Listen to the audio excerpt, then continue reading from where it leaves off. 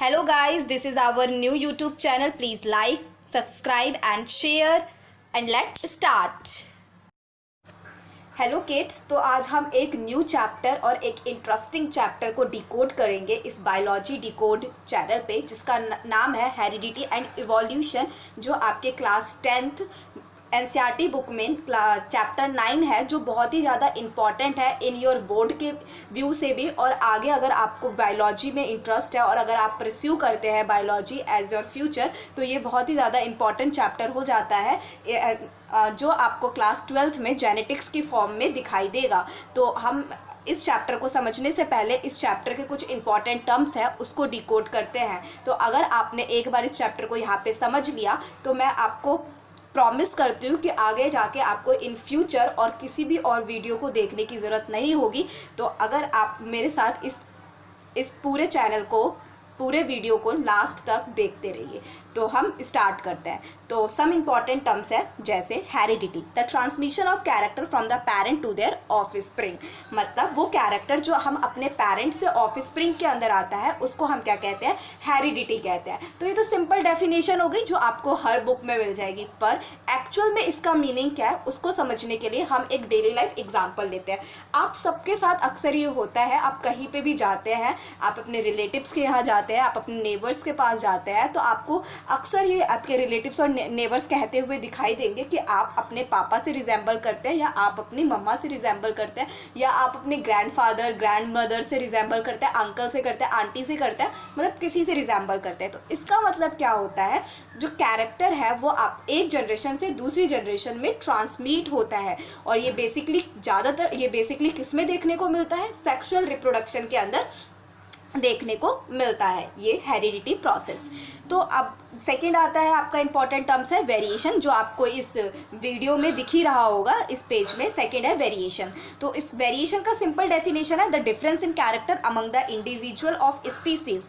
मतलब ये तो सिंपल डेफिनेशन है। इसका मतलब क्या है? मतलब वेरिएशन मतलब एक ही स्पीसीज के अंदर भिन्न भिन्न प्रकार के वेरिएशंस होना। जैसे अब हमने एग्जांपल लेकर चलते हैं, ह्यूमन बींग्स का ही ले लेते हैं एग्जांपल। जैसे आपने देखा होगा किसी के बाल जो है वो ब्लैक होते हैं, किसी के हेयर ब्राउन होते हैं, आपने देखा होगा जो किसी के ईयर लोब जो होता है वो अटैच्ड होता है और किसी का ईयर लोब जो होता है वो फ्री होता है। तो किसी के जो आइज़ होते हैं वो ब्लैक होते हैं, किसी के आइज़ जो होते हैं वो ब्राउन होते हैं, किसी के ब्लू होते हैं। आपने देखा होगा। अब ब्लड ग्रुप की बात कर लेते हैं। आप सबने सुना ही होगा, मेरा जैसे आपका किसी का O पॉजिटिव होगा, किसी का B पॉजिटिव होगा, किसी का A पॉजिटिव होगा। मतलब डिफरेंट ब्लड ग्रुप भी अवेलेबल होते हैं और ये भी किसके अंदर आता है? वेरिएशन की क्राइटेरिया के अंदर आता है। तो ये सारे एग्जाम्पल है जो मैंने आपको बताए। हाँ, और वेरिएशन जो है वो बहुत ही ज़्यादा इम्पॉर्टेंट हो जाता है हमें इस चेंजिंग इन्वायरमेंट में सर्वाइव करने के लिए। मतलब जैसे हम ह्यूमन बींग्स हैं, तो हम अलग अलग अपने अंदर रेजिस्टेंस डेवलप्ड कर सकते हैं इस चेंजिंग इन्वायरमेंट में सर्वाइव करने के लिए। जैसे आपको पता होगा, जब एक्सेस कोल्ड हो जाता है तो हम क्या करते हैं? एक्सरसाइज करके अपने अंदर वार्म मतलब गर्मी प्रोड्यूस करते हैं, या एक्सेस हॉट हो जाता है, टेम्परेचर बहुत ही ज़्यादा इंक्रीज हो जाता है तो हम स्वेट प्रोड्यूस करते हैं। तो ये सब क्या होता है? हम इस चेंजिंग इन्वायरमेंट में सर्वाइव करने के लिए अपने आप को अडेप्ट करते हैं, या बहुत सारे मैकेनिज्म को एक्वायर करते हैं जो इस चेंजिंग इन्वायरमेंट में हम सर्वाइव कर सके। अब थर्ड हमारा पॉइंट आता है क्रोमोसोम। क्रोमोसोम बेसिकली एक थ्रेड लाइक स्ट्रक्चर होता है जो न्यूक्लियस ऑफ सेल के अंदर मिलता है, जो डीएनए का बना होता है और वो कैरी करता है जीन। तो ये तो सिंपल डेफिनेशन हो गया। It is the thread like structure in the nucleus of the cell formed of DNA and carry the gene. तो बेसिकली क्रोमोसोम जो होता है ये एक थ्रेड लाइक स्ट्रक्चर है और वो कहाँ पे मिलता है? न्यूक्लियस ऑफ द सेल में मिलता है। और आप सबको पता होगा न्यूक्लियस ऑफ सेल क्या होता है? कंट्रोलर ऑफ द सेल होता है। जैसे ह्यूमन बींग्स के अंदर कंट्रोलर कौन होता है? ब्रेन हमारा कंट्रोलर होता है ह्यूमन बींग्स का। वो सारी एक्टिविटी, जितनी भी हमारे ह्यूमन बॉडीज के अंदर जितनी भी एक्टिविटी हो रही है, सबको कौन कंट्रोल करता है? ब्रेन। एज इट इज ऐसे ही न्यूक्लियस भी क्या होता है? कंट्रोलर ऑफ द सेल होता है। उसके अंदर जितनी भी एक्टिविटी हो रही होगी, रेस्पिरेशन, एनर्जी प्रोडक्शन, फोटोसिंथेसिस से रिलेटेड एवरीथिंग, सबको कौन कंट्रोल करेगा? न्यूक्लियस ऑफ द सेल करेगा। और बेसिकली और ये जो क्रोमोसोम होता है वो, अब आपको मैंने बता दिया, पोजीशन बता दिया क्रोमोसोम का, न्यूक्लियस में मिलता है। उसका स्ट्रक्चर बता दिया, थ्रेड लाइक स्ट्रक्चर होता है। और वो किसका बना हुआ होता है? डीएनए का बना होता है। और आपके नॉलेज के लिए बता दूं, डीएनए क्या होता है? डीऑक्सी न्यूक्लिक एसिड होता है, जो बेसिकली क्या कैरी करता है? जीन कैरी करता है। ठीक है। अब नेक्स्ट आते हैं जीन क्या होता है।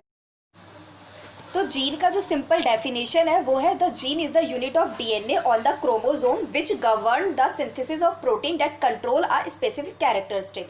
तो ये तो सिंपल डेफिनेशन है जो आपको मिल जाएगा। बेसिकली इसका मतलब क्या है उसको हमें डिकोड करना है इस सेशन के थ्रू। तो बेसिकली जीन कहता है, तो मैंने आपको बता रखा है क्रोमोसोम जो था वो कहाँ पे प्रेजेंट था, आप सब बताइए कहाँ पे है।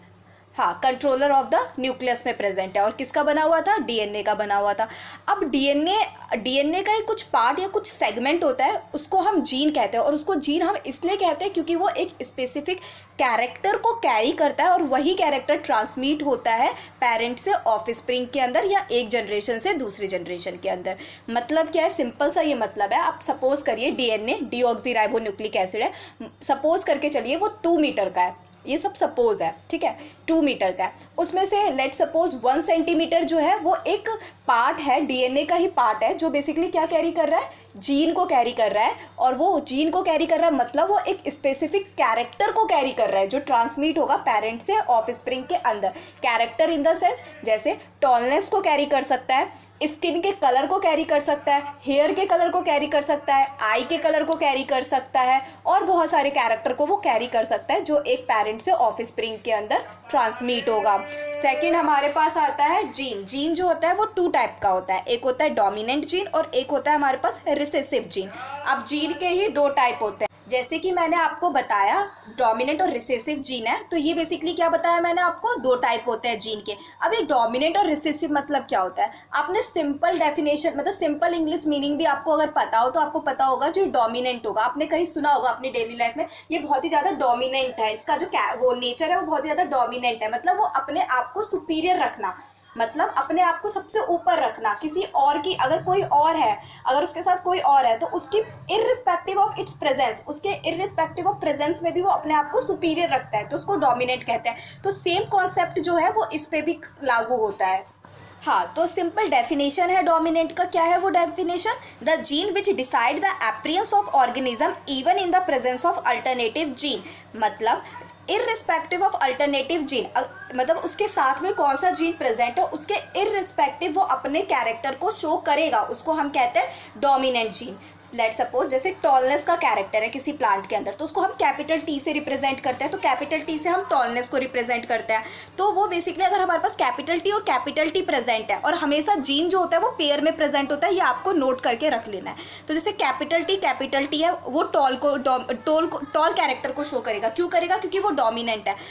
अगर कैपिटल टी और स्मॉल टी है तो भी वो टॉल कैरेक्टर को शो करेगा। क्यों, क्योंकि यहाँ पे कैपिटल टी आ गया, और कैपिटल टी क्या है, डोमिनेंट कैरेक्टर है जो वो अपने इररिस्पेक्टिव ऑफ अपने जीन, मतलब उसके साथ कोई भी जीन प्रेजेंट है, डोमिनेंट जीन प्रेजेंट है या रिसेसिव जीन प्रेजेंट है, फिर भी वो किसको शो करेगा, अपने ही कैरेक्टर को, मतलब टॉलनेस को शो करेगा। इसीलिए आप इस एग्जाम्पल में, हाँ, तो आप इस एग्जाम्पल में क्या देख रहे होंगे, कैपिटल टी के आगे मैंने लिखा है डोमिनेंट और उसके ब्रैकेट में लिखा है टॉल।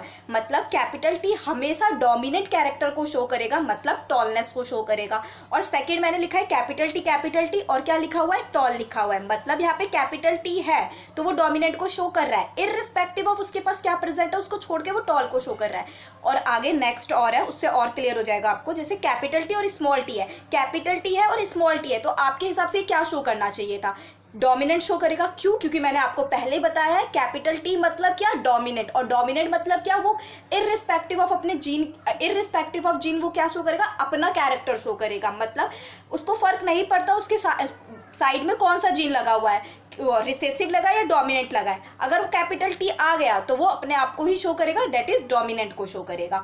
सेकंड आता है हमारे पास रिसेसिव। रिसेसिव मतलब the gene which can decide the appearance of organism only in the presence of identical gene. मतलब अगर उसके पास सिमिलर जीन प्रेजेंट है तो ही अपने आप को वो शो करेगा।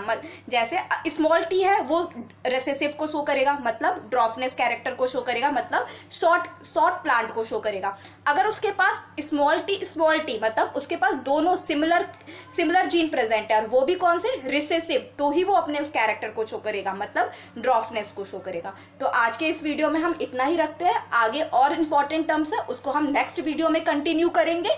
और आपको ये अगर सेशन बेहतरीन लगा हो और अगर आप मेरे से ऐसे ही पढ़ना चाहते हैं तो आप इसको लाइक, कमेंट और सब्सक्राइब और शेयर ज़्यादा से ज़्यादा करिए और अपना प्यार दिखाइए। Thank you so much.